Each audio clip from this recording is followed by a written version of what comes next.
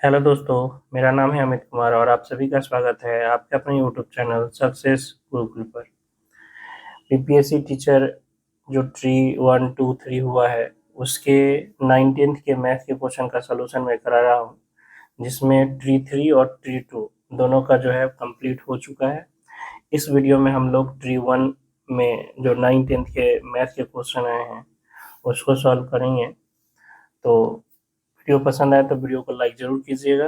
Channel पर नए हैं तो चैनल को सब्सक्राइब कीजिएगा और ज़्यादा से ज़्यादा लोगों के बीच शेयर कीजिए। जैसा कि आप लोगों को पता है कि ट्री 4 के जो है एग्ज़ाम डेट आ चुके हैं, स्टेट के भी एग्ज़ाम डेट आ चुके हैं। तो प्रीवियस ईयर क्वेश्चन जो है किसी भी एग्ज़ाम के लिए बहुत इंपॉर्टेंट होता है, तो आपको ये ट्री 4 में बहुत फ़ायदा करेगा। आप इससे पहले जो है ट्री 3 और ट्री 2 का जो है सॉल्यूशन आप देख सकते हो। ठीक है, इसको भी हम लोग 2 पार्ट में कवर करेंगे, चूँकि टोटल 88 क्वेश्चन हो जाते हैं, तो एक वीडियो में करना बहुत लंबा हो जाएगा, तो 2 पार्ट में इसको हम लोग सॉल्व करेंगे। चलते हैं पहले क्वेश्चन की ओर। 10 वर्ष पूर्व रमेश एवं राजीव की आयु का अनुपात 1:3 था। अब से 5 वर्ष पश्चात यह अनुपात 2:3 हो जाएगा, तो वर्तमान में उनकी आयु का अनुपात क्या है? 10 वर्ष पहले जो है आपको दिया हुआ है रमेश और राजीव की आयु का अनुपात। रमेश और राजीव की आयु का अनुपात 1:3 था। कब? 10 वर्ष पहले। ठीक है, -10 का मतलब 10 वर्ष पहले। और 5 वर्ष पश्चात जो है ये 2:3 हो जाता है, यानी वर्तमान से 5 वर्ष के बाद ये अनुपात 2:3 हो जाता है। तो अगर हम इसके एज में जो दोनों हैं, इन दोनों परिस्थिति में एज का गैप पूछे तो ये एज का गैप क्या हो जाएगा? 15 वर्ष। 10 वर्ष पहले और 5 वर्ष बाद। तो यूनिट में भी इनके एज के गैप कितना होना चाहिए था? समान होना चाहिए था। दोनों का 15-15 वर्ष का गैप होगा, है ना? रमेश का 10 वर्ष पहले और 5 वर्ष बाद 15 वर्ष का गैप, और अजीब का 10 वर्ष पहले और 5 वर्ष बाद 15 वर्ष का गैप। तो यूनिट में भी सेम होना चाहिए। तो यहाँ देखिएगा कि एक यूनिट बढ़ा है और ये एक भी यूनिट नहीं बढ़ा है, तो इसको हमें क्या करना है? समान यूनिट बढ़ाना है, यानी इसका गैप समान करना है। तो देखिए ऊपर जो दिया हुआ है इसका गैप कितना का है? 1 और 3 में कितना का गैप है? 2 का। और इसमें कितना का गैप है? 1 का। ठीक है, तो इसका क्या करेंगे? 2 से इसमें गुना कर देंगे, और 1 से गुना करने से तो कोई फर्क पड़ेगा नहीं, तो 1 से इसमें गुना। दूसरा रहता जैसे यहाँ नीचे 3 का गैप रहता तो 3 से ऊपर भी गुना करते, बट अभी ऊपर 2 का गैप है, नीचे 1 का, तो 1 से ऊपर और 2 से नीचे। तो नीचे हम लोग 2 से गुना कर देंगे। कितना से? 2 से अगर गुना कर देंगे हम लोग तो ये कितना हो जाएगा? 4:6 हो जाएगा। ठीक है, तो 10 वर्ष पहले 1:3, अब 5 वर्ष बाद 4:6। अब देखिए गैप कितना का है? 3 का। इसका भी कितना का गैप है? 3 का। यानी 3 यूनिट ही। वर्ष में कितना का गैप है? 15 वर्ष का। यानी 1 यूनिट का वैल्यू कितना हो जाएगा? 5 वर्ष। आपसे क्या पूछा है? वर्तमान में उनकी आयु का अनुपात। तो आप दोनों तरीका से निकाल सकते हो, 10 वर्ष पहले से के भी और 5 वर्ष बाद का भी। 5 वर्ष बाद का अगर रेशियो हम आपसे पूछे तो क्या कहिएगा? 4:6। 4:6। तो अभी जो यूनिट है इसका, 1 यूनिट 5 वर्ष का है, और ये 5 वर्ष पहले मतलब बाद का है। वर्तमान का 5 वर्ष बाद का है, तो इसमें से 1 यूनिट अगर घटा दें, यानी 5 वर्ष घटा दें, तो वर्तमान आ जाएगा। 5 वर्ष का मतलब 1 यूनिट, तो 4 में से गया 3 और 6 में से गया 5, यानी वर्तमान में इनकी आयु का अनुपात 3:5 है। ऐसे सॉल्व कीजिए ऑप्शन नंबर बी। या आप एज निकाल लीजिए, अगर ऐसे नहीं समझ में आ रहा है तो दूसरा तरीका देखिए कि 1 यूनिट 5 वर्ष है, तो 4 यूनिट कितना हो जाएगा? 4 गुना 5 यानी 20 वर्ष, और 6 गुना 5 यानी 30 वर्ष। तो हम पूछेंगे क्या ये वर्तमान आयु है? तो कहिएगा नहीं, ये तो 5 वर्ष बाद का रेशियो है। ये कितने वर्ष का बाद का रेशियो है? 5 वर्ष बाद। तो 5 वर्ष बाद अगर 20 और 30 है तो 5 वर्ष पहले यानी वर्तमान में कितना रहा होगा? तो कहिएगा 15:25। रेशियो निकाल दीजिए तो 3:5 आ जाएगा। तो ऐसे भी आप सॉल्व कर सकते हो। ठीक है, यदि मैं अपने घर से 5 किलोमीटर प्रति घंटा की गति से स्टेशन के लिए चलता हूं, तो मेरी गाड़ी मेरे स्टेशन पहुंचने से 7 मिनट पहले छूट चुकी होती है। किंतु यदि मैं 6 किलोमीटर प्रति घंटा की चाल से चलता तो मैं स्टेशन अपनी गाड़ी के छूटने से 5 मिनट पहले पहुंच जाता। तो तदनुसार मेरे घर और स्टेशन के बीच की दूरी क्या है? 5 किलोमीटर प्रति घंटा से चलता तो उसको 7 मिनट से गाड़ी छूट जाती, और 6 से चलता तो वो जो है स्टेशन 5 मिनट पहले पहुंच जाता। तो मान लीजिए दूरी जो है x है, दूरी कितना है, x है। तो अगर वो कितना से चलता, वो अगर 5 से चलता तो समय कितना लगता, x/5। अगर वो 6 से चलता तो समय कितना लगता, x/6। इन दोनों समय के बीच का अंतर, इन दोनों समय के बीच का अंतर, तो देखिए इस वाले में 7 मिनट लेट हो जाता है, ये वाला में 5 मिनट पहले आ जाता है, तो गैप कितना का होगा, 12 का। दो का गैप नहीं होगा, याद रखिएगा, ये -7 है और ये +5 है, तो गैप कितना का, 12, और ये मिनट में है। और ये जो समय आया है इधर एक्स वाला, ये किस में है, घंटा में, तो इसको भी घंटा में बदलना होगा, तो 60 से भाग। तो x/5 - x/6 किसके बराबर, 12/60 के बराबर। ठीक है, तो यहाँ से सॉल्व कर देंगे, 6x - 5x, x/30 बराबर 12/60 करने देते, इसको 30 से काट देंगे, 30 दूना 60 और 2 से 6, यानी x बराबर कितना हो गया, 6 किलोमीटर। x क्या माने थे, दूरी, घर और स्टेशन के बीच की दूरी 6 किलोमीटर। ऑप्शन नंबर सी।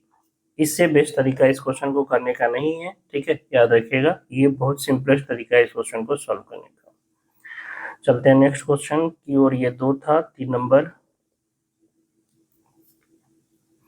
कह रहा है पी और क्यू की औसत मासिक आय 5050 है, क्यू और आर की औसत मासिक आय 6250, पी और आर की औसत मासिक आय 5200 है, तो पी की मासिक आय। तो पी और क्यू का योग पता हो जाएगा, औसत है तो पी और क्यू का बट्टा दो, तो औसत दिया हुआ इतना, तो योग हो जाएगा 2 गुना 5050, यानी कितना हो जाएगा, 10,100, 10,100। इसी तरह आपका क्यू और आर का औसत दिया है कितना, 6250, तो 2 गुना 6250 हो जाएगा आपका 12,500। और क्यू पी आर का दिया हुआ है, पी आर का 5200, यानी 2 गुना 5200, यानी कितना हो जाएगा, 10,400। आपसे किसका पूछा है, आपसे पूछा है पी का। ठीक है, तो पी का कैसे निकालेंगे, देखिए पी वाला कौन कौन है, पी वाला ये और ये है। तो ये और ये को अगर जोड़ दे, यानी पहला इक्वेशन और तीसरा इक्वेशन को, तो क्या हो जाएगा, p + p2p plus q plus r, ये कितना हो गया, इसको और इसको जोड़ रहे हैं, तो 10,100 और 10,400, यानी कितना हो जाएगा ये, 20,500, 20,500। ठीक है, और इसमें से हम लोग ये घटा देते हैं Q + R, जो कि कितना है, 12,500। तो इसको घटा देंगे तो Q से Q, R से R कैंसिल हो जाएगा, बचेगा कितना, 2P। 20,500 में से 12,500 जाएगा तो 8,000, यानी P कितना हो गया, 4,000 हो गया। P का कितना हो जाएगा, 4,000, ऑप्शन नंबर सी। ठीक है, 4 नंबर क्वेश्चन कह रहे हैं P का 30%, Q के 40% में जोड़ दिया जाए तो यह Q का 80% होता है, तदनुसार क्यू पी का कितना प्रतिशत है। देखिए इससे पहले ट्री 3 या ट्री 2 में जो है ये सेम क्वेश्चन पूछे जा चुके हैं, तो पहले तो ट्री 1 में ये पूछा गया तो रिपीट हुआ, समझिए ट्री 2 या ट्री 3 जहां भी आया है तो ये रिपीट हुआ। तो बहुत सारे क्वेश्चन देख रहे हैं कि रिपीटेशन हुआ है, इसलिए प्रीवियस ईयर क्वेश्चन बहुत इंपॉर्टेंट है। पी का 30%, पी का 30% जो है वो क्यू के 40% में जोड़ा जाए तो हमें क्या मिलेगा, क्यू का 80%। तो क्यू का 80% उधर भेज दे, तब पी का 30% क्यू के 80 में से क्यू का 40 जाएगा, तो क्यू का कितना बचेगा, 40 बचेगा, यानी पी बटा क्यू बराबर 40/30, परसेंटेज से परसेंटेज खत्म हो जाएगा, तो 4/3। कह रहा है क्यू पी का कितना प्रतिशत है, क्यू यानी 3, पी यानी 4 का कितना प्रतिशत है, तो 3 जो है 4 का कितना प्रतिशत है, तो 3/4 गुना 100, 4 से कट जाएगा 25 बार में, 25 तिहाई 75%, यानी क्यू जो है पी का कितना प्रतिशत है, 75% है। ए बी सी डी के बीच इतना का अनुपात में धन का वितरण किया जाना है, यदि सी को डी से 1,000 रुपए अधिक मिलते हैं तो बी का हिस्सा। सी को डी से कितना अधिक मिलता है, तो सी है 4 यूनिट और डी है 3 यूनिट, तो 1 यूनिट ज्यादा मिलता है, और यही 1 यूनिट दिया हुआ है कितना, 1,000 रुपए। आपसे पूछ रहा है बी का हिस्सा, बी का हिस्सा कितना है, 2 यूनिट, 2 यूनिट का कितना हो जाएगा, 20,000 रुपए, सॉरी 1,000 है ना, तो 2,000 रुपए।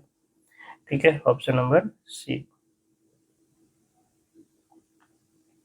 एक दुकानदार एक घड़ी को बेचते समय बिक्री मूल्य पर 5% की छूट देता है। यदि वो उस पर 6% की छूट देता तो उसे पहले से 15 रुपए का कम लाभ प्राप्त होता। तदनुसार उस घड़ी का अंकित बिक्री मूल्य क्या है? अंकित बिक्री मूल्य यानी अंकित बिक्री दोनों दिए है, वो अंकित मूल्य पूछ रहा है। ठीक है, तो पहले 5% छूट देता था, अब 6%। तो निश्चित है छूट ज्यादा देगा तो कम कमाई होगा। कितना परसेंट कम कमाई होगा? तो अंकित मूल्य का 1%, 6 और 5 का अंतर 1%, और रुपया में कितना है? 15 रुपया। यानी अंकित मूल्य का 1% किसके बराबर है? 15 रुपया के। अंकित मूल्य तो 100%, 100% का वैल्यू कितना हो जाएगा? 1500 रुपया। यानी घड़ी का जो अंकित मूल्य था वो कितना था? 1500 रुपया था। Option number b. तीन संख्या 3 अनुपात 4 अनुपात 5 के अनुपात में है। उनमें से सबसे बड़ी एवं सबसे छोटी संख्या का योग दूसरी संख्या तथा 52 के योग के बराबर है तदनुसार। तो सबसे छोटी और सबसे बड़ी यानी 3 और 5 आप एक्स लगा के बना सकते हो कि छोटी 3x और बड़ी 5x, इसका योग जो है बीच वाली यानी 4x और 52 के बराबर है। यानी 8x और 4x, 8x में से 4x जाएगा तो 4x बचेगा, यानी 4x बराबर 52, तो x बराबर हो जाएगा 13। आपसे क्या पूछ रहा है? सबसे छोटी संख्या। सबसे छोटी संख्या 3x, यानी 3 इंटू 13 बराबर 13×39। Option number b. कह रहे यदि 2 पे पावर n माइनस 1 जो है 1/8 पे पावर n माइनस 3 के बराबर है तो n का मान ज्ञात कीजिए। ठीक है, 2 पे पावर 2n माइनस 1 बराबर, इसको लिख सकते हैं 2 पे पावर 3 8 को, और उस पे पावर n माइनस 3। पावर पे पावर गुना हो जाता है। ठीक है, अब आपको ए पे पावर माइनस एम को क्या लिख सकते हैं? 1/a पे पावर m। तो ए 1/a पे पावर m को a पे पावर माइनस m, यानी 2 पे पावर n माइनस 1, सॉरी 2 बराबर हो जाएगा 2 पे पावर -3 इंटू n माइनस 3 के बराबर। बेस समान है तो पावर समान, यानी 2n-1 बराबर -3n माइनस माइनस प्लस 9, यानी 5n बराबर 9 और 1 10, यानी n बराबर हो जाएगा 2। Option number b. तो जनरल स्टडीज वाले में ये मैथ के 8 क्वेश्चन थे। अब चलते हैं इसके मेन सेक्शन, जो मैथ का सेक्शन होता है जिसमें 80 सवाल आपसे मैथ के पूछे जाते हैं। तो 8 क्वेश्चन जनरल स्टडीज में, और मेन सेक्शन इसका जो मैथ है इसमें 80 क्वेश्चन होंगे। तो कह रहे हैं किसी ठोस को एक आकृति से दूसरी आकृति में बदलने के दौरान ठोस का आयतन अपरिवर्तित रहता है। आपने देखा होगा मेंसुरेशन के क्वेश्चन में कि गोले को ढालकर बेलन बना रहे हैं, बेलन को ढालकर गोला बना रहे हैं, शंकु को ढालकर गोला बना रहे हैं, तो उस दौरान आप किसको बराबर करते हैं? आयतन को बराबर करते हैं। क्यों?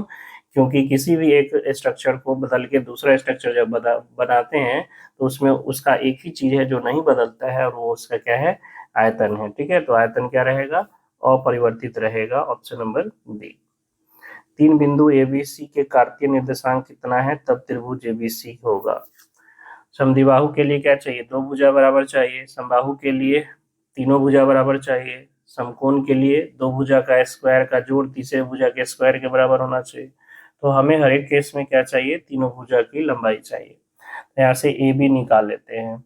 ए बी बराबर क्या हो जाएगा? √x2 माइनस x1 का whole square minus y2 minus y1 का होल स्क्वायर। ये आपका x1 y1 है, ये x2 y2 है, ये x3 y3 है। तो 3 में से गया 2 का स्क्वायर, प्लस -4 में से -1 जाएगा तो -3 का स्क्वायर, यानी कितना हो जाएगा? 4 और 9 13। √13 आ गया ए बी। इसी तरह बी सी निकालेंगे। बी सी हो जाएगा 5 में से 3 जाएगा 2, तो √2 का स्क्वायर, और -7 में से -4 जाएगा तो -3 का स्क्वायर, यानी ये भी क्या आ जाएगा? √13। और ए सी या सी ए निकाल लेते हैं। ये कितना हो जाएगा? 5 में से 1 गया 4 का स्क्वायर, -7 में से -1 जाएगा तो -6 का स्क्वायर, यानी 36 और 16 √52। √52। तो देखिए दो भुजा बराबर है, दो भुजा बराबर है और तीसरा जो है ये बराबर नहीं है, तो समद्विबाहु त्रिभुज हो सकता है। एक बार आप समकोण भी चेक कर सकते हैं। इसका स्क्वायर करेंगे तो 13 और इसका स्क्वायर करेंगे तो 13, 13 13 26, और इसका स्क्वायर करेंगे तो 52। तो ये इसका स्क्वायर इसके स्क्वायर के बराबर नहीं है, यानी A B square plus B C square is not equal to A C square. तो ये समकोण नहीं होगा, लेकिन दो भुजा बराबर है। कौन कौन? ए बी और बी सी बराबर है, इसलिए त्रिभुज कैसा हो जाएगा? समद्विबाहु हो जाएगा। ऑप्शन नंबर ए। एक मिठाई विक्रेता के पास 420 काजू की बर्फियां हैं और 150 बादाम की बर्फियां हैं। वह उन्हें इस तरह से ढेर करना चाहता है कि प्रत्येक ढेर में उनकी संख्या समान हो और वे ट्रे का कम से कम क्षेत्र घेरे। इस प्रकार बनने वाले ढेरों की संख्या ज्ञात कीजिए। हमारे पास एक 420 प्रकार, ये काजू की बर्फियां हैं 420 और एक बादाम की बर्फियां हैं 150। हम चाहते हैं ट्रे में आए और जितना ढेर लगे ना वो समान हो, यानी जितना काजू बर्फी एक ढेर में आए उतना ही बादाम बर्फी आए। कहने का मतलब हमको एक ऐसा नंबर चाहिए जो 150 को भी काट दे पूरा पूरा और 420 को भी पूरा पूरा काट दे, तभी तो एक ट्रे में उतना आएगा, है ना। तो इसके लिए हमें इन दोनों का एचसीएफ यानी मासा निकालना है। वह बड़ी से बड़ी संख्या जो दिए गए संख्या को विभाजित कर दे तो वही तो मासा होता है। तो आप देखिएगा 150 का मतलब 30 गुना 5 है, क्योंकि इसमें भी हमें 30 दिख रहा है। ये 14 तिहाई 42, तो 30 गुना इसको क्या लिख सकते हैं? 14 लिख सकते हैं। दोनों में कॉमन, मैक्सिमम कॉमन क्या आ जाएगा? 30 आ जाएगा। तो एचसीएफ क्या हो गया? 30। यानी ट्रे में जो भी मिठाइयाँ रखी जाएंगी उनका जो संख्या होगा वो कितना कितना होगा? 30 30 होगा। कितना कितना? 30। यानी एक ढेर जो है उस एक ढेर में 30 मिठाइयाँ रखी, 30 बर्फियां रखी जाएंगी, चाहे वो काजू की बर्फियां हो या बादाम की बर्फियां। प्रत्येक ढेर में कितना बर्फियां? 30 बर्फियां। आपसे पूछा है ढेरों ढेरों की संख्या। तो देखिए टोटल हमारे पास बादाम वाला कितना है? 150 और एक ढेर में 30 है, तो ऐसे कितने ढेर बनेंगे बादाम की? 5 ढेर बनेंगे। किसके? बादाम के। काजू वाला का टोटल कितना काजू वाला बर्फी है? 420। एक ढेर में 30 है, तो इसके ढेर कितने बनेंगे? 14 ढेर बनेंगे। ठीक है, 14 ढेर में काजू वाला रखाएगा और 5 ढेर में बादाम वाला, तो टोटल ढेर कितना हो जाएगा? 5 + 14 यानी 19 ढेर लगेगा। ठीक है, ऑप्शन नंबर बी। कह रहा है कि इतना तथा इतना x + 2y + 4 = 0 तथा -4x + 2y - 3 = 0 दो सरल रेखाओं के समीकरण है। तब समांतर के लिए कंडीशन क्या है? समांतर के लिए कंडीशन है कि आपका a1/a2 बराबर होना चाहिए b1/b2, बराबर नहीं होना चाहिए c1/c2। तो देखिएगा 1/-4 और ये आ गया 2/2, तो यही आपस में बराबर नहीं है, तो समांतर तो होगा ही नहीं। ठीक है, समांतर नहीं है। दूसरा कह रहा है दोनों मूल बिंदु से होकर जाना है। मूल बिंदु होकर जाने का मतलब इसमें 0 0 रखेंगे तो इक्वेशन सेटिस्फाइड होना चाहिए। मूल बिंदु का मतलब x भी 0 y भी 0, तो 0 0 रखेंगे तो क्या बचेगा? 4। क्या 4 0 के बराबर है? नहीं है। तो इसका मतलब जो है ये मूल बिंदु से पहला नहीं गुजरता है। एक मूल बिंदु से दूसरा भी चेक कर लेते हैं। इसमें भी 0 0 रखेंगे तो -3 देगा। क्या -3 0 के बराबर है? नहीं। तो मूल बिंदु इसको भी संतुष्ट नहीं कर रहा है, इसका मतलब ये भी मूल बिंदु से नहीं गुजर रहा है। तो दोनों रेखाएं ना समांतर है और दोनों में से कोई नहीं मूल बिंदु से गुजरता है, यानी उपर्युक्त में से कोई नहीं। ऑप्शन नंबर ए। 45 नंबर कह रहा है कि प्रीतम और राणा एक गोलाकार खेल के मैदान में के चारों ओर चक्कर लगाते हैं। प्रीतम एक चक्कर लगाने में 16 मिनट लेता है, जबकि राणा 20 मिनट में चक्कर पूरा करता है। यदि दोनों एक ही बिंदु से एक ही समय पर और एक ही दिशा में चलना शुरू करते हैं तो वो प्रारंभिक बिंदु पर कितने समय बाद मिलेंगे? एक गोलाकार मैदान है, ये मान लीजिए प्रारंभिक बिंदु है।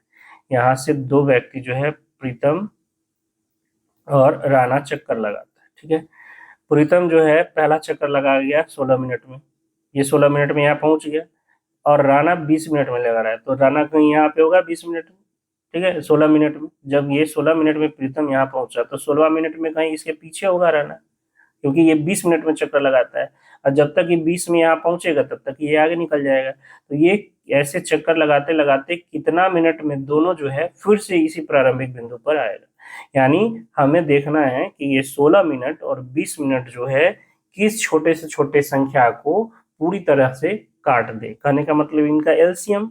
तो 16 और 20 का एलसीएम क्या हो जाएगा, तो 8 कॉमन हो जाए, ये 4 कॉमन हो जाएगा दोनों में, तो 5 चौक 20 गुना 4 एलसीएम निकालने आप लोग को आता है। देखिए 2 नंबर का एलसीएम निकालना है, तो जो कॉमन है वो कॉमन निकाल लो। तो यहाँ कॉमन निकालोगे, यहाँ जो मैक्सिमम कॉमन है तो ये 4 बचेगा, तो 4 और यहाँ 5 दुगुना 5 कितना हो जाएगा, 80 हो जाएगा।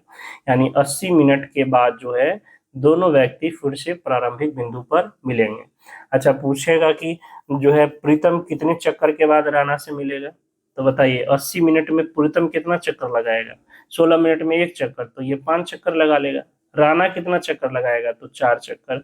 यानी प्रीतम 5वां चक्कर और राणा 4 चक्कर लगा लेगा, तब वो प्रारंभिक बिंदु पर मिलेगा। और कितने मिनट बाद मिलेगा, तो 80 मिनट के बाद, ऑप्शन नंबर ए। कह रहा है वह सबसे बड़ी संख्या जो 450, 577 तथा 704 को विभाजित करने पर शेषफल क्रमशः 9, 10 तथा 11 देती हो। हमें वह बड़ी से बड़ी संख्या ज्ञात करनी है जिससे इतना इतना इतना को भाग करे और इतना शेषफल बचे। आपसे पहले हमें ये बताइए कि हमें वो बड़ी से बड़ी संख्या चाहिए होती जो इसको विभाजित करती, तो क्या करते, इसका एचसीएफ निकाल दीजिए। 450, 477, 577 और 704 का एचसीएफ जो है वह बड़ी से बड़ी संख्या है जो इन तीनों को क्या कर देगी, विभाजित कर देगी। लेकिन हमें शेषफल क्या चाहिए, हमें शेषफल 9, 10 और 11, यानी इसका 9 मिले, इसका 10 मिले और इसका 11। तो हम लोग क्या करेंगे, इस संख्या में से यानी 450 में से 9 घटाएंगे तो 441, 577 में से 10 घटा देंगे तो 567, और 704 में से 11 घटा देंगे तो 693। अगर हम इसका एचसीएफ निकाल दें तो ये इन सभी संख्याओं को पूरा पूरा काट देगा, और जब इन सभी संख्याओं को पूरा पूरा काटेगा तो इसमें भाग करेंगे तो शेष 9 बचेगा। जब 41 को काट रहा है तो 50 में 9 शेषफल बचेगा।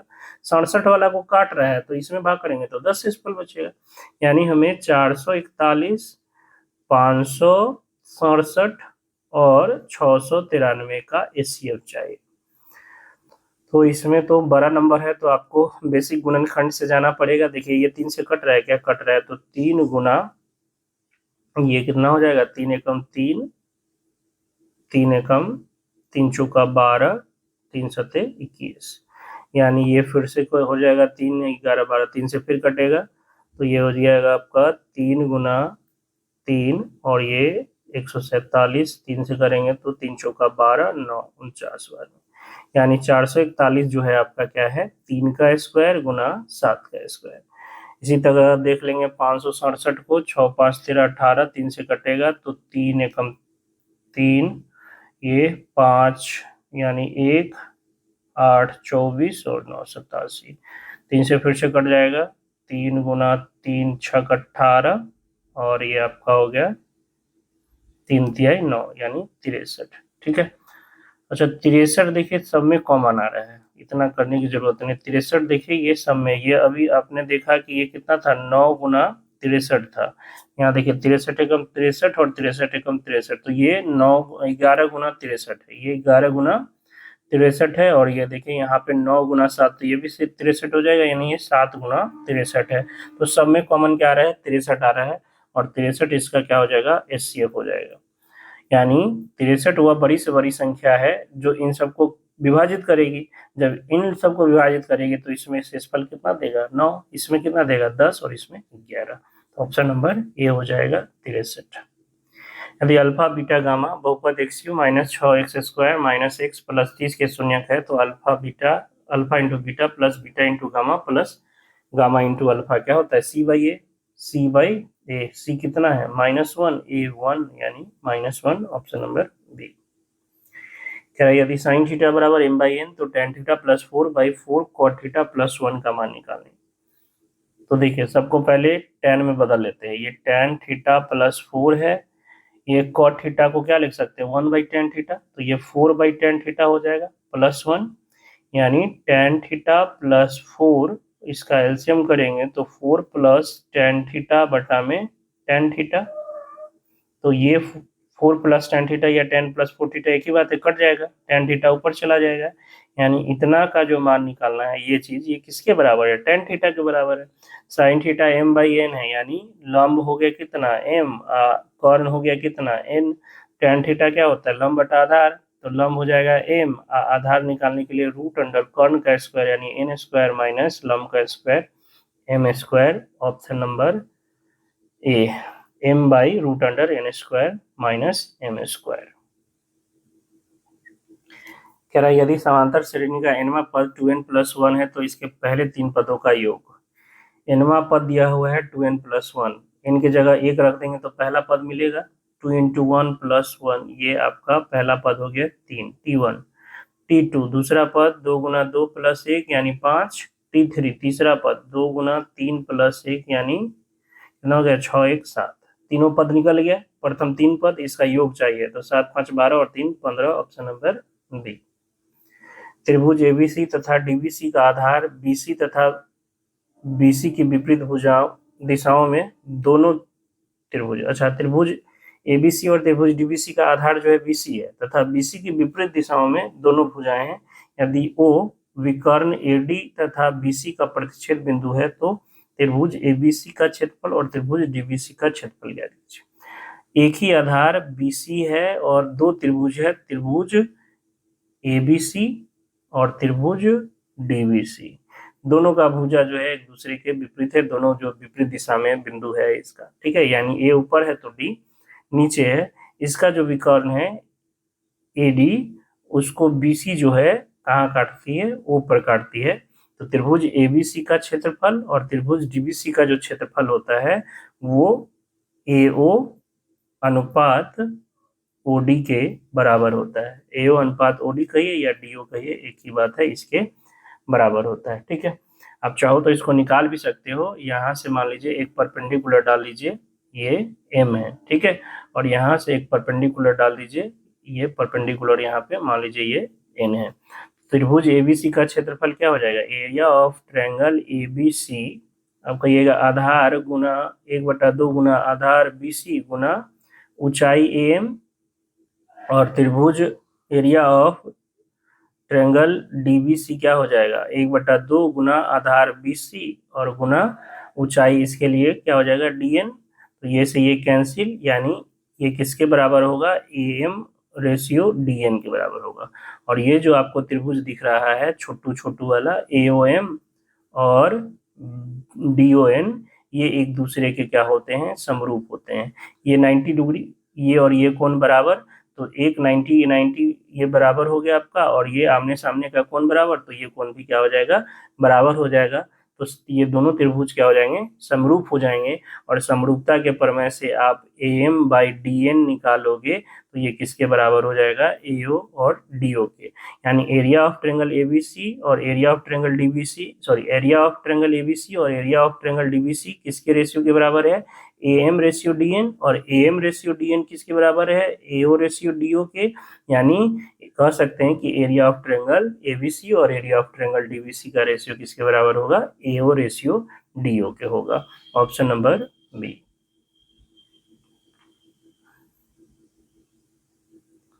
स्थान ए और बी एक राजमार्ग पर 100 किलोमीटर दूर स्थित है। एक ही समय में एक कार ए और बी से चलना शुरू करती है। यदि कारें एक ही दिशा में अलग अलग गति से चलती है तो वो 5 घंटे में मिलती है, और यदि वो एक दूसरे की ओर चलती है तो 1 घंटा में मिलती है। ये दो स्थान है ए और बी, और इसके बीच की दूरी 100 किलोमीटर है। एक कार ए से चलती है और एक कार बी से। अगर ये सेम दिशा में चलता, ये यहाँ से और ये यहाँ से, तो 5 घंटा लगता दोनों को मिलने में, और ये इधर से चलता और ये इधर से चलता तो 1 घंटा लगता। तो समान दिशा में चलेगा तो चाल क्या हो जाएगा, अपेक्षिक चाल, तो कहिएगा समय लग रहा है 5 घंटा, दूरी 100 किलोमीटर है तो 100/5 यानी 20 किलोमीटर प्रति घंटा। अब विपरीत दिशा में चलता तब तो यही 100 किलोमीटर करने में 1 घंटा लगता, यानी 100 किलोमीटर प्रति घंटा। तो समान दिशा में चाल क्या है 20, विपरीत दिशा में क्या है 100। आपको पता है समान दिशा में चाल जुड़ जाता है, सॉरी समान दिशा में चाल क्या होता है, घट जाता है, तो x - 1 20 है, और विपरीत दिशा में छूट जाता है। तो एक कार की चाल अगर x दूसरा का y, तो x - y 20, x + y 100 cancel कर देंगे तो 2x कितना हो जाएगा 120, यानी x 60 और x 60 रखेंगे तो y कितना हो जाएगा 40, यानी एक कार का 40 है और दूसरे का 60 है। ऑप्शन नंबर ए।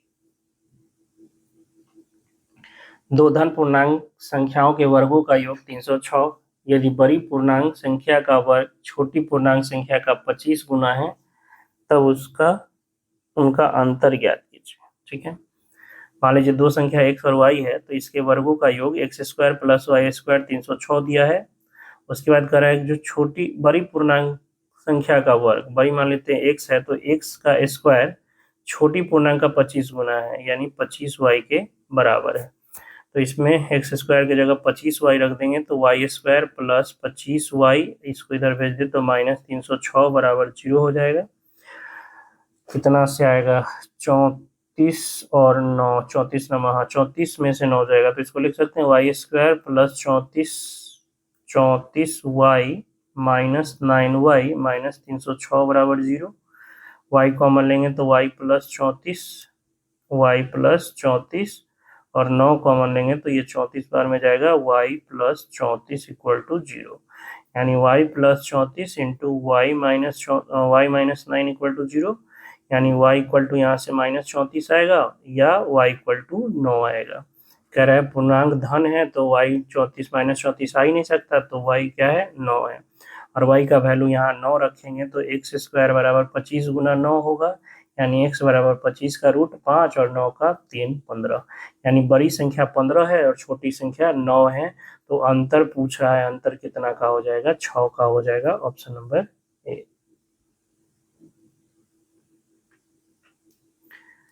नेक्स्ट क्वेश्चन जो है आपका, ये निम्नलिखित आवर्ती बंटन पर विचार करना है। इसका मॉडल क्लास, मोड किसको कहते हैं, बहुलक को। तो जो बहुलक वर्ग है ये आपसे पूछ रहा है। बहुलक वर्ग क्या होता है, वैसा वर्ग जिसकी बारंबारता सबसे अधिक हो, जिसकी फ्रीक्वेंसी सबसे अधिक हो, जिसकी आवृत्ति सबसे अधिक हो, उसको क्या बोलते हैं बहुलक वर्ग। तो देखिए 3, 9, 15, 30, 18, 5, इसमें सबसे ज्यादा बारंबारता यानी आवृत्ति कितना है 30, तो बहुलक वर्ग क्या हो जाएगा 30 से 40। Option number B.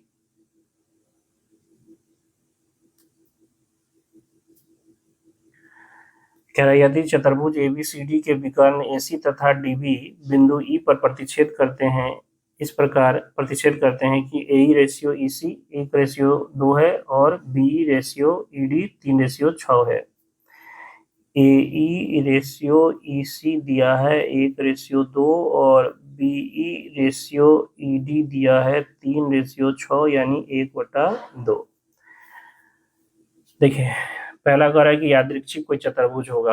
अब यहाँ पर दोनों विकर्ण एक दूसरे को समान अनुपात में काटते हैं, तो कोई ऐसे ही नॉर्मल चतुर्भुज नहीं होगा। ऐसे आपको जानकारी के लिए बता दें कि समलंब चतुर्भुज जो होता है उसके विकर्ण एक दूसरे को समान अनुपात में काटते हैं। समान अनुपात कहने का मतलब जो AE और EC होगा वही BE और ED होगा।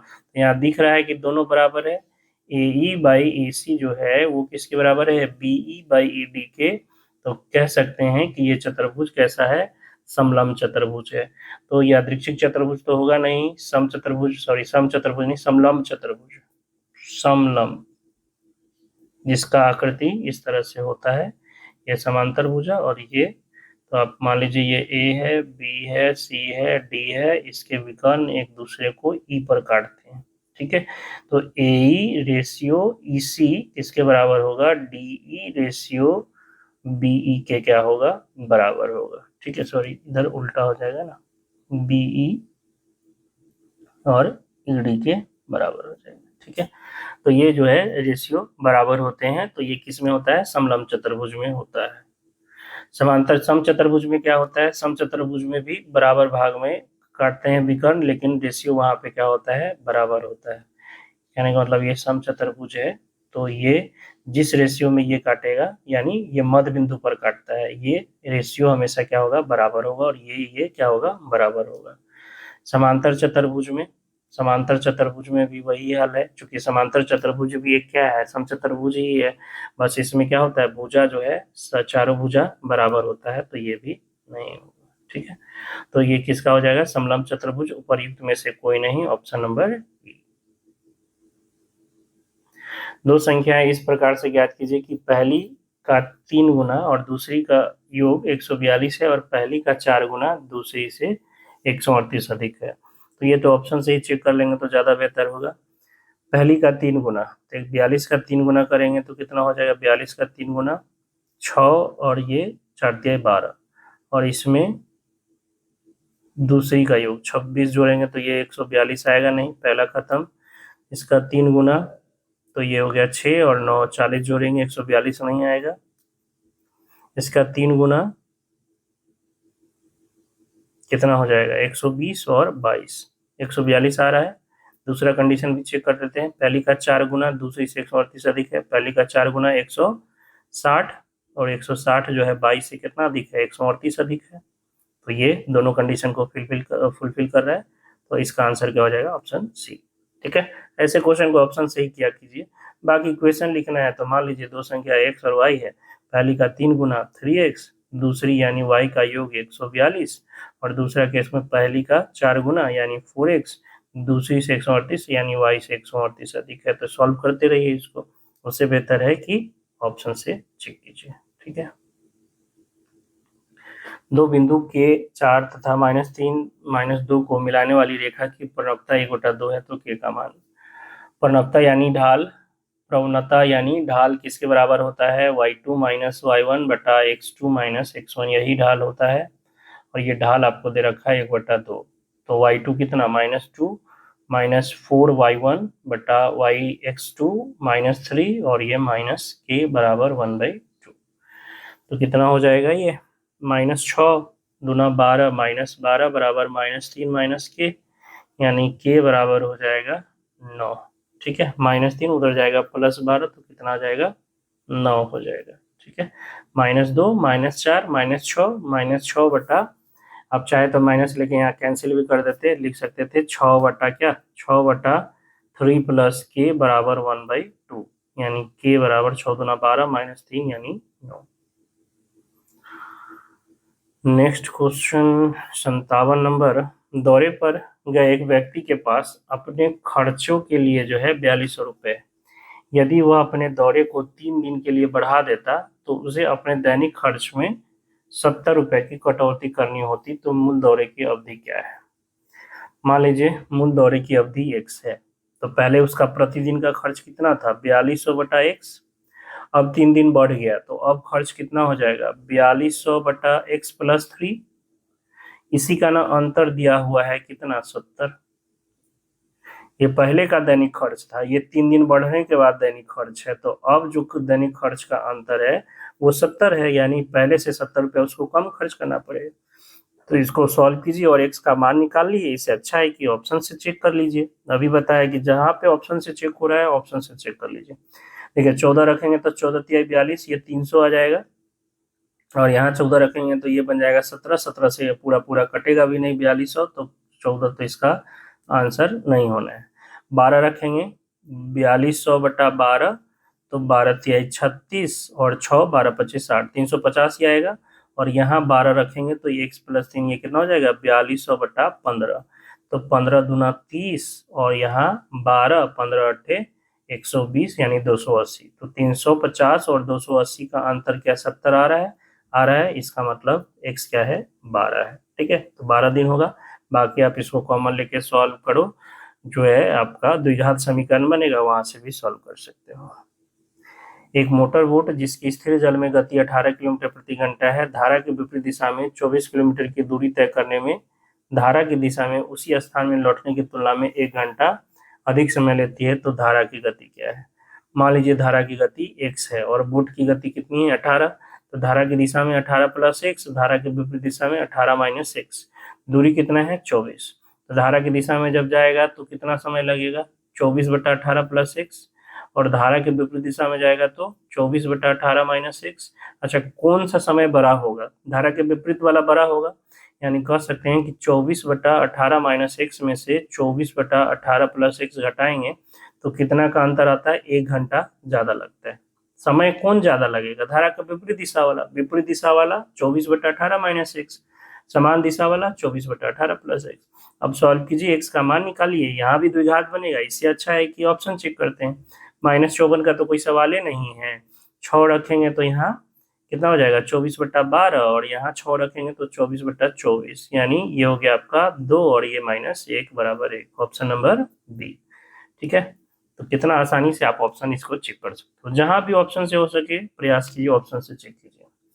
बिंदु इतना इतना से होकर गुजरने वाले वृत्त का केंद्र ज्ञात कीजिए। ये तो जो है आपके नियामक ज्यामिति आपका 11th वाला क्वेश्चन पूछ दिया है 9 10th के क्लास। इसे देखिए, एक वृत्त जो है 3 बिंदु से गुजर रहा है। ये मान लीजिए कहीं पे 3 बिंदु है, ये आपका 6 - 6, ये आपका 3 और -7 और ये आपका 3 3, और आपसे पूछ रहा है केंद्र का निर्देशांक बताइए। मान लीजिए केंद्र का निर्देशांक क्या है, XY, केंद्र का निर्देशांक XY। अच्छा, इसको इससे मिलाएंगे तो भी त्रिज्या होगा, इसको इससे मिलाएंगे तो भी त्रिज्या होगा, और इसको इससे मिलाएंगे तो भी क्या होगा, त्रिज्या होगा। तो हम लोग क्या करेंगे, किसी दो का इक्वेशन निकाल के, यानी इससे इससे दूरी बराबर कर देंगे, और फिर इसका दूरी और इसका दूरी बराबर कर देंगे, तो हमें 2 इक्वेशन मिलेंगे, और दोनों इक्वेशन को सॉल्व करेंगे तो x और y का मान पता होगा। तो ये थोड़ा सा टाइम टेकिंग क्वेश्चन है ही, इसका कोई दूसरा आसान तरीका नहीं, आपको इसी तरीके से जाना पड़ेगा। चलिए निकालते हैं इसका दूरी करते हैं। तो आपके पास, अच्छा पहले इस दोनों को कर लेंगे तो ज़्यादा आसान होगा। यहाँ से y का वैल्यू आपको पता हो जाएगा, ये वाला और ये वाला। मान लीजिए ये इसको हम लोग, पहला जो है ये a है, b है, c है, तो पहले और ये OC निकाल लेते हैं। क्या आ जाएगा, √अंडर, आप इसी को x1 y1 मान सकते हो, उससे कोई दिक्कत नहीं है। तो x - 3 का स्क्वायर प्लस y - 3 का स्क्वायर, ये 3 है ना, ठीक है, बराबर हो जाएगा किसको, इसको मिटा देते हैं यहाँ से, ठीक है, ये किसके बराबर हो जाएगा, √अंडर, फिर इसका निकालेंगे तो x - 3 का स्क्वायर और प्लस y -7 यानी y + 7 का स्क्वायर। तो इसका जब रूट हटाएंगे तो x - 3 का स्क्वायर प्लस y - 3 का स्क्वायर इक्वल टू x - 3 का स्क्वायर प्लस y + 7 का स्क्वायर। इसलिए कहते हैं कि देखिए ये दोनों सेम है, कट जाएगा, तो यहाँ से सिर्फ y वाला आपको मिलेगा, y² - 6y + 9 बराबर y² प्लस 7 दूना 14y और प्लस का 49। तो ये से ये खत्म, इधर जाएगा तो कितना आ जाएगा आपके पास, 6y और ये 20y, 20y बराबर -40, यानी y बराबर कितना हो गया, -2। y का मान तो पता हो गया। अब x जो है 3 है कि नहीं, ये चेक करने के लिए आपको दूसरा इक्वेशन निकालना ही पड़ेगा। दूसरा इससे और इसके बराबर कर देते हैं, यानी √अंडर x - 6 का स्क्वायर प्लस y - प्लस 6 का स्क्वायर बराबर √अंडर x - 3 का स्क्वायर प्लस y + 7 का स्क्वायर, ये रूट के अंदर ही है, ठीक है।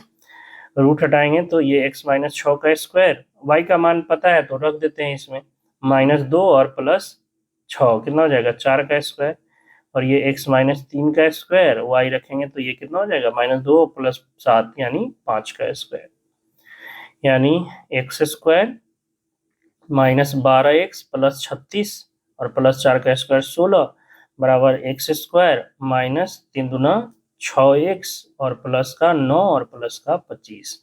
x² तो x² खत्म हो जाएगा, 12x को इधर भेजेंगे तो 6x, ये कितना हो गया 36 और 16 52, और इधर हो जाएगा आपका 25 और 9 34। तो 34 में से 52 जाएगा, 52 में से 34 जाएगा 18, यानी x बराबर 3।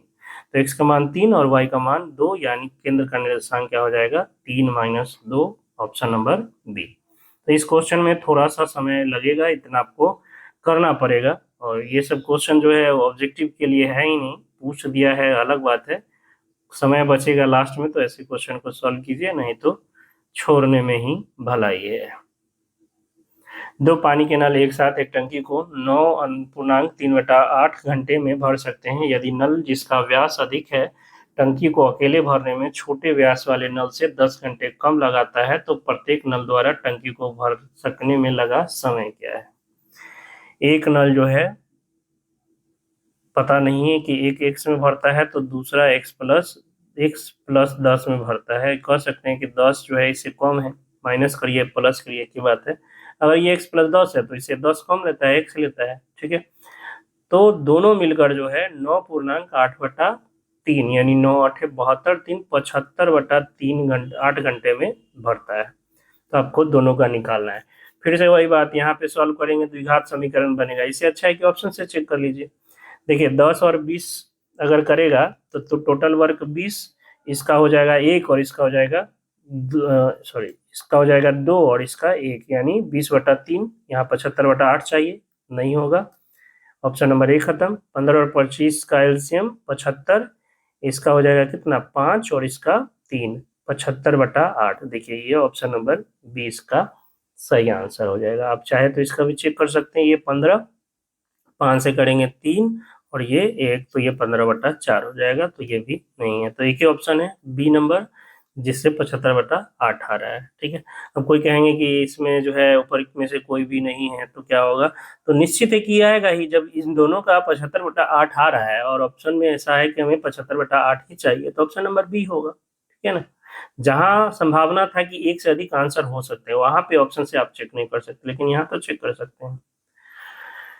चलिए ये था आपका 60 नंबर ना 61 नंबर होगा। एक क्लास टेस्ट में कमल के गणित और अंग्रेजी में प्राप्त अंक का योग 40 है। यदि उसे गणित में 3 अंक अधिक और अंग्रेजी में 4 अंक कम मिलते तो अंकों का गुणनफल 360 होता। कमल द्वारा दोनों विषय में अलग अलग। तो इस इक्वेशन फिर से बनेगा, इसमें सॉल्व कीजिए, उससे अच्छा है ऑप्शन से चेक कीजिए।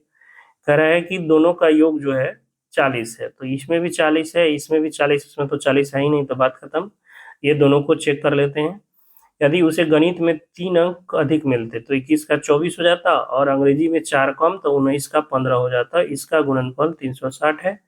पहला तो ऑप्शन है, लेकिन दूसरा भी आपको चेक करना होगा, क्योंकि ऐसे क्वेश्चन में जो है आपको दिए हुए हैं कि एक से अधिक भी आंसर है, तो आपको दूसरा भी चेक करना पड़ेगा। इसमें कह रहा है कि 3 कम यानी 9 और 4 3 अधिक, सॉरी पहला केस में क्या है 3 अधिक ना, तो 15 हो जाएगा, 12 3 15। और दूसरा केस में 4 कम यानी 25, 4 कम यानी 24, 24 गुना 15 ये भी 360 ही होगा। दोनों आंसर हो सकते हैं, 21 और 19 भी और 12 और 28 भी। ए भी आंसर होगा, बी भी होगा, यानी उपयुक्त में से एक से अधिक, ऑप्शन नंबर डी।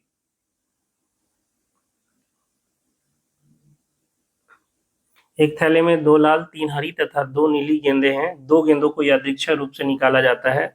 दोनों गेंदों में से किसी के भी नीला न होने की प्रायिकता ज्ञात कीजिए। 2 लाल है, 3 हरी है और 2 नीली है। टोटल कितना हो गया 3 2 5 2 7।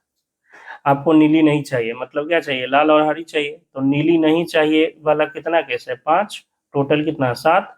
लेकिन एक गेंद नहीं निकालना है, 2 गेंद निकालना है। जब 2 गेंद निकालना है तो हम लोग एनसीआर लगाएंगे, ठीक है, कॉम्बिनेशन का क्वेश्चन। तो 5 में से 2 गेंद चुनने का तरीका 5C2 और 7 में से 2 गेंद चुनने का तरीका 7C2। तो ये हो गया फैक्टोरियल 5/फैक्टोरियल 2 इंटू फैक्टोरियल 5 - 2 यानी फैक्टोरियल 3, और फैक्टोरियल 7/फैक्टोरियल 2 इंटू फैक्टोरियल 7 में से 5 2 जाएगा तो 5। ये 2 से 2 खत्म, ऊपर 5 गुना 4 बचेगा, फैक्टोरियल 3 से 3 खत्म, और यहाँ 7 गुना 6 फैक्टोरियल 5 से 5 खत्म। यानी ये हो गया कितना 2 से और ये 3 से, यानी 10/21, ठीक है, 10/21। बाकी अच्छा इस क्वेश्चन को एक और तरीके से कर सकते हो। मान लीजिए जिसको एनसीआर नहीं पता है, वो देखिए एक और तरीके से कर सकते हैं। दूसरा तरीका क्या है, पहला गेंद नीला नहीं होने का प्रायिकता, मतलब नीला ना हो तो लाल हो या हरी हो। तो लाल और हरी मिला के कितना है 5, टोटल कितना है 7। तो पहला गेंद के नीला ना होने की प्रायिकता 5/7 बोल सकते हैं। अब दूसरा गेंद का देख लेते हैं नीला नहीं होना। तो पहला तो नीला नहीं हो गया, अब नीला नहीं होने वाला केस क्या को बचेगा 4 को, क्योंकि पहले तो टोटल आपको पता था कि कितना है 5 है। 5 में से एगो नीला नहीं हो गया है, तो अब नीला नहीं होने वाला कितना बचा है 5 सॉरी 4। टोटल कितना था 7, उसमें से 1 हटा दे तो अब कितना टोटल रहेगा 6। यानी दूसरा गेंद नीला नहीं होने की प्रायिकता 2/3।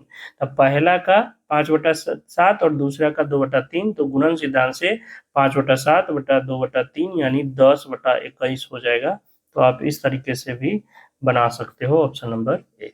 बाकी एनसीआर तो यूनिवर्सल है, किसी तरह का एक से ज्यादा हो, 3 हो 4 हो 10 हो, या निकालना हो तो आप एनसीआर को यूज कर सकते हो। बाकी यहाँ दूसरे तरीके से भी बना सकते हो। एक आदमी ने 10 महीने में 33,000 रुपये की बचत की। पहले महीने के बाद हर महीने उसने पिछले महीने की तुलना में 100 रुपये अधिक बचत की, तो उसने पहले महीने में कितने की बचत की। देखिए एपी का क्वेश्चन है, पहला x है तो अगला x प्लस 100 होगा, अगला x प्लस 200 होगा, और इस तरह से ये 33,000 जमा करता है 10 महीने में। तो आपको पहला पद ए ही नहीं पता है, यही निकालना है। सारवंतर कितना बढ़ रहा है 100, तो सारवंतर 100 रुपया हो जाएगा। और टोटल 10 महीना का योग यानी S10 दिया हुआ है आपके पास 33,000। S10 का formula 10/2 n/2 into 2a plus n-1। तो 10 महीना है तो n 10, 10 माइनस 1 9 इंटू डी कितना हो गया 100 बराबर 33,000। तो ये आपका 10 से 10 ये खत्म हो जाएगा, कितना हो गया 2a इंटू 900 बराबर 33 दूना 6600, यानी 2a बराबर 900, 6600 में से 900 गएगा कितना हो जाएगा 5700, यानी a बराबर 28 दूना 56 और ये 50 दूना 100, 2850, ऑप्शन नंबर ए। एक वर्गाकार खेत का क्षेत्रफल 4200 वर्ग मीटर है। 6.6 किलोमीटर प्रति घंटा की दर से एक महिला उस खेत को तिरछा कितने समय में पार कर लेगी। वर्गाकार खेत का क्षेत्रफल क्या होता है, भुजा स्क्वायर। भुजा स्क्वायर है 42 24,200 ना, यानी भुजा बराबर हो जाएगा रूट अंडर, इसको लिख सकते हैं 12,100 गुना 2 गुना 2 गुना, क्योंकि इसका जो है 11 का रूट 121 का रूट 11 और 10 का रूट हो जाएगा 100 का रूट 10, यानी 110 इसका बाहर आ जाएगा, इंटू में √2। ये आपके पास क्या आ गया, भुजा आ गया। अच्छा, तिरछा का मतलब विकर्ण है, ये महिला ऐसे तिरछा चल रही तो विकर्ण, तो हमें विकर्ण की लंबाई निकालनी पड़ेगी। विकर्ण हो जाता है क्या, वर्ग का विकर्ण √2 गुना भुजा, √2 गुना भुजा, यानी √2 गुना 110 √2, यानी कितना हो जाएगा √2 यानी ये हो जाएगा 220 मीटर। तो विकर्ण जो महिला को दूरी तय करनी है वो 220 मीटर है। चाल कितना है 6.6 किलोमीटर प्रति घंटा, यानी 6.6 इसको मीटर पर सेकेंड में बदल देंगे तो 5/18। ठीक है, 6×25 और 6×25 है 33/18, या आप इसको 3 से काट भी सकते हो 11, और ये 3 से कितना 6, 11/6 मीटर पर सेकेंड है, याद रखिएगा ये।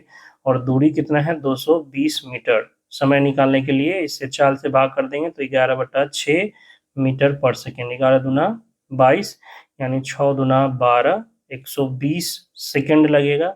चूंकि ऑप्शन मिनट में है तो 120 सेकेंड का मतलब कितना हो जाएगा 2 मिनट, ऑप्शन नंबर डी। सभी तीन अंकीय प्राकृत संख्याओं जो 11 के गुणज है का योग, 3 अंक में 11 के जितने भी गुणक हैं उनका योग निकालना है। पहला कौन होगा 110, अगला 121, इस तरह से आखिरी कौन होगा 990 होगा। 990, 11×99 0, क्योंकि इससे आगे जाएंगे तो 1001 हो जाएगा, जो कि हमें 3 अंक का चाहिए, वो 4 अंकीय हो जाएगा। तो आखिरी 3 अंकीय जो 11 का गुणज होगा वो 990 होगा। इसी का योगफल आपको निकालना है। तो ए पता हो गया आपके पास, या प्रथम पद जो है 110 है, एल यानी आखिरी पद 990 है, सारवंतर डी डी की तो जरूरत ही नहीं पड़ेगी, हम लोग प्रथम प्लस प्लस अंतिम पद से निकालेंगे तो जरूरत पड़ेगी एन की।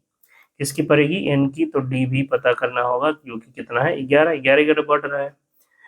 तो टीएन मान लीजिए 990 है, टीएन का फॉर्मूला ए प्लस n-1 इंटू डी बराबर 990। ए हो गया 110 प्लस एन पता नहीं है, डी हो गया आपका 11 990, यानी n-1 इंटू 11 बराबर कितना हो जाएगा 880, 11 से कट जाएगा 80 बार में, यानी n बराबर हो गया 81। तो n 81 हो गया तो हम जो है इसका योग निकाल सकते हैं, SN यानी S 81 बराबर है 81/2 n/2 इंटू प्रथम पद 110 इंटू अंतिम पद 990, यानी 81/2 गुना ये कितना हो जाएगा 10, इसको दे दे 1000, यानी 1100 और ये 2 से कट जाएगा तो 550। ठीक है, गुना कैसे करेंगे, तो 5 से पहले कर लेते हैं 5 8 25 40 और 0, और ये हो गया 11, 0 5 5 4 और ये 4, 44, 55, 0, ऑप्शन नंबर बी। 11 से गुना करना आपको पिछले वीडियो में हमने सिखाया था। के किस मान के लिए समीकरण इतना के अनंत हल होंगे? अनंत हल के लिए क्या चाहिए? a/a2 बराबर b1/b2 बराबर c1/c2, यही चाहिए। तो यहाँ हो गया 3 इंटू के माइनस 1/15 बराबर होगा 4/20 बराबर होगा 24/8 इंटू के प्लस 13। तो 5 से ये 5 बार में कट जाएगा, 3 से ये 5 बार में कट जाएगा और 8 से ये 3 बार में कट जाएगा। यानी k माइनस 1/5 बराबर 1/5 बराबर 3/k प्लस 13। दोनों जगह से आपको चेक करना पड़ेगा। तो पहला इस दोनों को बराबर करेंगे तो 5 से 5 खत्म, k बराबर 2 आएगा। और इससे चेक करेंगे तो ये हो जाएगा कितना? k प्लस 13 बराबर 5×3 = 15, यानी k बराबर 2। दोनों जगह से k का मान कितना आ रहा है? 2 आ रहा है। ऑप्शन नंबर ए हो जाएगा। p का मान जो इस प्रकार है कि बिंदु इतना इतना इतना एक समकोण त्रिभुज के शीर्ष है, तो p जिसका b पर समकोण है, p का मान निकालना है और ये समकोण है, तो कैसे निकलेगा? एक तरीका तो है ये दूरी निकालिए, ये दूरी निकालिए और दोनों का स्क्वायर करके इसके बराबर कीजिए, जो कि एक द्विघात समीकरण बनेगा। तो वहां से थोड़ा सा कैलकुलेशन बढ़ जाएगा। दूसरा तरीका क्या है कि ये यहाँ पर लंब है, तो ए बी की ढाल या प्रवणता जो भी कहिए, इसका और बीसी की ढाल का जो गुणनफल है वो कितना के बराबर होगा? -1 के बराबर होगा। ठीक है, तो अगर इसका ढाल देखें, ए बी की ढाल कितना हो जाएगा? y2 माइनस y1, 7 में से 3 गया 4 बटा 4 में से p गया तो 4 माइनस p। और BC की ढाल कितना हो जाएगी? BC की ढाल हो जाएगी कितना? 3 माइनस 3 0 और 7 माइनस p। तो इसका तो गुणनफल ये तो 0 हो जाएगा, यानी 4/4 minus p into 0/7 minus p किसके बराबर होना चाहिए? -1। तो ये 0 हो जाएगा। इससे पता चल रहा है कि ये रेखा क्या है? क्षैतिज है। ये रेखा क्या है? क्षैतिज है। और ये रेखा क्षैतिज है। देखिए कैसे क्षैतिज है, दूसरा तरीका से इसे भी समझ सकते हैं कि यहाँ y का निर्देशांक क्या है? 3, और यहाँ भी क्या है? 3। तो एक रेखा जिसका निर्देशांक y 3 है, तो यहाँ 3 है, तो यहाँ भी 3 कब होगा? जब ये रेखा क्या हो? इस तरह से सीधी रेखा हो, एक क्षैतिज रेखा हो। और ये क्षैतिज है तो ये इस पे परपेंडिकुलर ऊर्ध्वाधर रेखा होगा, और ये ऊर्ध्वाधर रेखा होगा तो इस पे x का जो निर्देशांक है, अगर यहाँ 4 है तो यहाँ भी क्या होगा? 4 होगा, यहाँ भी 4 होगा, यहाँ भी 4 होगा, तो यहाँ भी क्या होगा? 4 होगा। तो p का मान कितना हो जाएगा? 4 हो जाएगा। Option number c. एक 5 सेंटीमीटर भुजा वाले घन को 1 सेंटीमीटर भुजा वाले संभव संख्या के घनों में काटा जाता है। बड़े घन का पृष्ठ क्षेत्रफल तथा छोटे घन का टोटल घन कटेगा कितना? तो 5/1 का क्यूब, यानी 125 घन बना सकते हैं। बड़े घन का पृष्ठ क्षेत्रफल 6 गुना भुजा स्क्वायर यानी 5 का स्क्वायर अनुपात छोटे घन का एगो घन का, तो 6 गुना भुजा 1 का स्क्वायर इंटू ऐसे कितने घन है? 125। 6 से 6 खत्म, 25 से 125, 5 बार में खत्म, यानी 1/5। Option number b. त्रिभुज एबीसी में एंगल ए का समद्विभाजक एडी है। अगर AB बराबर 6.4 सेंटीमीटर, AC बराबर 8 सेंटीमीटर, BD बराबर 5.6 सेंटीमीटर, तो DC का मान जब भी किसी त्रिभुज का कोण समद्विभाजक किसी त्रिभुज के अगले भुजा पर मिलती है, जहाँ यहाँ D पे मिलती है, तो इस केस में जो BD रेशियो DC होता है वो AB रेशियो AC के बराबर होता है। BD के संगत AB और DC के संगत AC के बराबर होता है। जब BD आपको दे रखा है 5.6, DC निकालना है, AB है 6.4, AB है 6.4 और AC है 8। ये दशमलव से दशमलव हटा सकते हैं, 8 8 64, 68 से 56, यानी DC का वैल्यू हो गया 7 सेंटीमीटर। ऑप्शन नंबर ए। दो संख्याओं के लघुत्तम समापवर्त तथा महत्तम समापवर्तक का योग 1260 है। यदि उनका लघुत्तम समापवर्त महत्तम समापवर्त से 900 अधिक है तो उन दो संख्याओं का गुणनफल ज्ञात कीजिए। दो संख्याओं का गुणनफल किसके बराबर होता है? उन संख्याओं के एलसीएम और एचसीएफ के गुणनफल के बराबर। दो संख्याओं का गुणनफल बराबर दोनों संख्याओं के एलसीएम और एचसीएफ का गुणनफल, ये होता है। तो अगर हम लोग को एलसीएम एचसीएफ पता हो जाए तो उनका जो गुणनफल होगा वही संख्याओं का गुणनफल होगा। तो देखिए योग दिया हुआ है h प्लस मान लीजिए l दिया हुआ है 1260 और h माइनस l, चूंकि l बड़ा होता है ना, एलसीएम बड़ा होगा इसको l प्लस h कर लीजिए, और l माइनस h दिया हुआ है 900। तो 2l बराबर जोड़ देंगे तो 2l बराबर कितना हो जाएगा 2160, यानी l बराबर हो जाएगा 1080, और l का मान इसमें रख दे तो h बराबर हो जाएगा 1080, तो ये हो जाएगा 180। इनका गुणनफल एलसीएम गुना एचसीएफ बराबर हो जाएगा 1080 गुना 180, जीरो का जीरो, जीरो का जीरो, 8×8 = 64, 18 144, 4, और ये 18 और 1 19, यानी 1,94,400, ऑप्शन नंबर बी। जो एलसीएम एचसीएफ का गुणनफल होगा वही संख्याओं का गुणनफल होगा। यदि किसी त्रिभुज के एक कोण का समद्विभाजक विपरीत भुजा को समद्विभाजित करता है तो त्रिभुज है।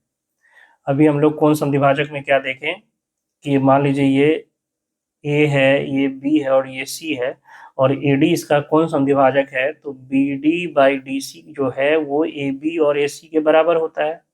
अब कह रहा है कि ये सामने वाली भुजा को समद्विभाजित करती है, यानी समान भाग में काटती है। कहने का मतलब बी डी और डी सी बराबर होगा। तब जब बी डी और डी सी बराबर होगा तो ये कट के क्या आ जाएगा 1 ए बी बाई ए सी। यहाँ से पता चल गया कि ए बी किसके बराबर होगा, ए सी के बराबर होगा। और जब ए बी और ए सी बराबर होगा तो ये त्रिभुज कैसा हो जाएगा, समद्विबाहु हो जाएगा। कैसा हो जाएगा, समद्विबाहु। एक मीनार के शीर्ष के मीनार के आधार से जाने वाली सरल रेखा पर मीनार के पाद से 4 मीटर एवं 9 मीटर की दूरी पर स्थित किन्हीं दो बिंदुओं से उन्नयन कोण एक दूसरे के पूरक है, तो मीनार की ऊंचाई ज्ञात कीजिए। यह है मीनार, इससे एक बार 4 मीटर की दूरी पर और एक बार 9 मीटर की दूरी पर। मीनार के ये पाद से 4 मीटर की दूरी पर और उसके बाद 9 मीटर की दूरी पर जो उन्नयन कोण बनता है ये एक दूसरे के पूरक है, यानी ये थीटा है तो ये 90 माइनस थीटा है, तो मीनार की ऊंचाई। तो ये ट्रिग्नोमेट्री का एक बेहतरीन कॉन्सेप्ट है कि जब भी ऐसा केस होता है तो जो ये खंबा होता है या मीनार होता है उसकी ऊंचाई h बराबर रूट अंडर ए बी, यानी 4 गुना 9, 9 चौक 36 का रूट 6 मीटर होता है। ठीक है, ये बात आपको पता होना चाहिए। नहीं पता है तो कोई बात नहीं, हम लोग ट्रिगो का फॉर्मूला लगा लेते हैं। ये पूरा 9 है। ठीक है, तो यहाँ से मान लीजिए मीनार की ऊंचाई h है, तो पहला जो बड़ा वाला त्रिभुज है उसमें tan थीटा बराबर क्या हो जाएगा, लंब h बटा आधार कितना 9, और दूसरा बार जब tan 90 माइनस थीटा लगाएंगे तो क्या हो जाएगा h/4। tan 90 माइनस थीटा क्या होता है, cot थीटा बराबर h/4। आपको पता है कि tan theta into cot theta बराबर 1 होता है। tan थीटा का वैल्यू h/9 है, cot थीटा का वैल्यू h/4 है, बराबर 1, यानी h² बराबर 36, यानी h बराबर 6। ठीक है, तो याद रखिएगा जब भी ऐसा हो। यहाँ से कॉन्सेप्ट क्या है कि यहाँ से ये a है और यहाँ से यहाँ तक ये b है, और यहाँ का कोण एक दूसरे का पूरक है, तो h बराबर रूट अंडर ए बी होता है। कह रहा है एक समचतुर्भुज का क्षेत्रफल 480 वर्ग सेंटीमीटर है और इसके एक विकर्ण की लंबाई 20 सेंटीमीटर है। चतुर्भुज के प्रत्येक भुजा की लंबाई क्या है। चतुर्भुज का क्षेत्रफल क्या होता है, 1/2 गुना d1 इंटू d2 बराबर 480 दिया हुआ है। 1/2 इंटू d1 10 मान लेते हैं, d2 पता नहीं है, बराबर 480। एक जीरो से जीरो खत्म, यानी d2 कितना हो गया, सॉरी d2 20 है ना, d1 20 है। 1/2 इंटू d1 20 इंटू d2 बराबर 480। 2 से कट गया ये 10 बार में, 10 से ये 48 बार में, तो d2 पता हो गया 48। किसी भी समचतुर्भुज में एक विकर्ण एक दूसरे को 90 डिग्री पर काटते हैं, साथ ही साथ ये एक दूसरे को समद्विभाजित भी करते हैं। ठीक है, बराबर अनुपात में बांटते हैं। तो एक 48 है तो ये 24-24 हो जाएगा, बड़ा वाला कर लेते हैं, मान लीजिए ये 24-24 है। और दूसरा आपका 20 था तो ये 10-10 है, तो ये इस समकोण त्रिभुज में ये भुजा हो जाएगा, और ये 24 है ये 10 है, तो कर्ण बराबर रूट अंडर 24 का स्क्वायर प्लस 10 का स्क्वायर, 576 प्लस 6 676, यानी 26, ऑप्शन नंबर सी। 2 पे पावर 7 माइनस 28 ए का गुणनखंड चाहिए। 2 पे पावर 7 माइनस 28 128 है, तो यहाँ 2 पे पावर 2 और ए कॉमन हो जाएगा क्या, 2 और ए, तो यहाँ ए पे पावर 6 बचेगा और यहाँ ए कॉमन और 2 कॉमन तो 64 बचेगा। इसको लिख सकते हैं क्या, इसको लिख सकते हैं ए स्क्वायर का क्यू, ए स्क्वायर का क्यू, और इसको 2 का स्क्वायर का क्यू, 2 पे पावर 6 है। ठीक है, जगह चाहिए, इसके लिए इधर करते हैं, ठीक है। 2a, ध्यान रखिए 2a कॉमन है। बाकी अब इसको सॉल्व कर रहे हैं। ए क्यू माइनस बी क्यू क्या होता है? ए क्यू माइनस बी क्यू होता है, या स्क्वायर कर ले, स्क्वायर ज़्यादा आसान होगा, ठीक है। ये 2a है ना, इसको क्यू भी लिख सकते हैं, स्क्वायर भी लिख सकते हैं, क्यू से भी लगा सकते हैं, स्क्वायर से ज़्यादा आसान होगा। इसको ए क्यू का स्क्वायर लिख सकते हैं और इसको 2q का स्क्वायर, ए स्क्वायर माइनस बी स्क्वायर, तो ए क्यू माइनस बी क्यू यानी 2 का क्यू इंटू ए प्लस बी इंटू ए माइनस बी, या ए माइनस बी इंटू ए प्लस बी, एक ही बात है। तो ये प्लस कर लेते हैं और ये ए क्यू माइनस 2 का क्यू, ए स्क्वायर माइनस बी स्क्वायर, ए प्लस बी इंटू ए माइनस बी, ए की जगह ए क्यू और बी की जगह 2 का क्यू। अब ए क्यू प्लस बी क्यू क्या होता है? ए क्यू प्लस बी क्यू होता है ए प्लस बी इंटू ए स्क्वायर आपका हो जाएगा 2 का स्क्वायर, माइनस ए बी यानी -2a, और प्लस में बी स्क्वायर यानी 2 का स्क्वायर 4, और A cube minus B cube क्या हो जाएगा? A minus B into A square plus A B यानी 2a, प्लस बी का स्क्वायर यानी 2 का स्क्वायर, कितना हो जाएगा? 4। तो टोटल क्या क्या आ गया? 2a बाहर छोड़ दिए थे, इंटू में a plus 2 into A square minus 2a plus 4, और इंटू में फिर a minus 2 into A square plus 2a plus 4, इतना बड़ा गुणनखंड। 2a plus 2 a plus 2 a minus 2 a square plus 2a minus 4 तो आएगा ही नहीं, तो ये हो गया plus 4 minus 2a plus, option number c, ठीक है। एक वृत्त में निम्नलिखित में कौन सा रेखा युग्म समांतर नहीं हो सकता है? दो जीवा क्यों नहीं समांतर हो सकती है। एक जीवा और एक स्पर्श रेखा हो सकती है, ये स्पर्श रेखा हो गया, ये जीवा हो गया। दो व्यास नहीं हो सकता, क्योंकि व्यास का मतलब ही है सेंटर से गुजरना, तो ये एक सेंटर से गुजरा तो दूसरा इसके समांतर कोई सेंटर से गुजरेगा नहीं, जो भी गुजरेगा ऐसे गुजरेगा जो कि समांतर नहीं होगा, तो दो व्यास कभी समांतर नहीं हो सकते हैं। एक थैले में 5 लाल एवं कुछ नीली गेंदे हैं, यदि एक नीली गेंदे निकालने की प्रायिकता लाल गेंद निकालने की प्रायिकता की 4 गुनी है, तो थैले में नीली गेंदों की संख्या, प्रायिकता 4 गुना, तो गेंदों की संख्या भी 4 गुना। लाल 5 गो है और नीला आने का प्रायिकता लाल आने का 4 गुना है, तो नीला गेंद की संख्या भी लाल की 4 गुनी होगी, यानी 5 गुना 4 20। टोटल गेंद तो कांस्टेंट रहेगा दोनों केस में ना, टोटल गेंद तो उतना ही रहेगा। अगर प्रायिकता 4 गुना है मतलब नीला गेंद की संख्या भी लाल का 4 गुना होगा। लाल 5 गो है तो 4 गुना 20। नहीं सॉल्व करना है तो मान लीजिए कि नीला गेंद का वो है x को है, नीला गेंद का वो है x को है, तो लाल गेंद का प्रायिकता 5/5 प्लस x, टोटल तो हो जाएगा। और नीला गेंद निकालने का x/5 प्लस x, टोटल गेंद तो 5 प्लस x ही है। इसका प्रायिकता इसका 4 गुना है, तो इसका 4 गुना बराबर करेंगे, ये से ये खत्म, x बराबर 20 हो जाएगा, ऑप्शन नंबर सी। देखिए ये लगा के तीनों ट्री में, आश्चर्य वाली बात है, ट्री 1 में भी पूछा हुआ है ये सवाल, ट्री 1 में भी आया, ट्री 2 में आया और ट्री 3 में भी आया है। लगता है बीपीएससी के पास प्रश्न नहीं है। साइन ए बराबर 1 माइनस साइन स्क्वायर ए उधर भेज देंगे तो, यानी साइन ए बराबर कॉस स्क्वायर ए, ठीक है। तो कॉस स्क्वायर ए रहने देते हैं, कॉस पे पावर 4 को क्या लिख सकते हैं? कॉस पे पावर 4 को कॉस स्क्वायर ए का स्क्वायर लिख सकते हैं।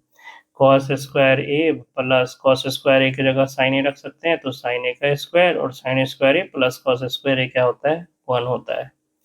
किसी घटना की प्रायिकता क्या हो सकती है? किसी घटना की प्रायिकता हो सकती है, माइनस तो हो ही नहीं सकता है, एक से बड़ा हो ही नहीं सकता है, 18/23 एक से छोटा है, तो ऑप्शन नंबर सी हो जाएगा।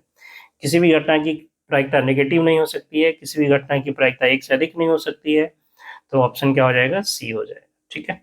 रहने देते हैं यहीं तक, वीडियो बहुत लंबा हो जाएगा। इसका नेक्स्ट पार्ट जो है, बाकी बचा हुआ क्वेश्चन जो भी होगा, कितने होंगे? 2 यानी 42 के आसपास होंगे, ठीक है। तो नेक्स्ट वीडियो में देखेंगे। आशा करते हैं वीडियो आपको पसंद आ रहा होगा, इतना एक्सप्लेन करके आपको बता रहे हैं, और ये जरूर देखिए इसको, 3-4 के लिए तो बहुत ज़रूरी है। बाकी किसी भी एग्जाम में मैथ के क्वेश्चन पूछे जाते हैं तो उनके लिए ये इम्पोर्टेंट है। तो वीडियो को लाइक कीजिए, चैनल पर नए हैं, वीडियो देख रहे हैं तो और वीडियो पसंद भी आ रहा है आपको तो चैनल को सब्सक्राइब कीजिए, और ज़्यादा से ज़्यादा दोस्तों के बीच शेयर कीजिए। मिलते हैं नेक्स्ट वीडियो में, तब तक के लिए जय हिंद, जय भारत।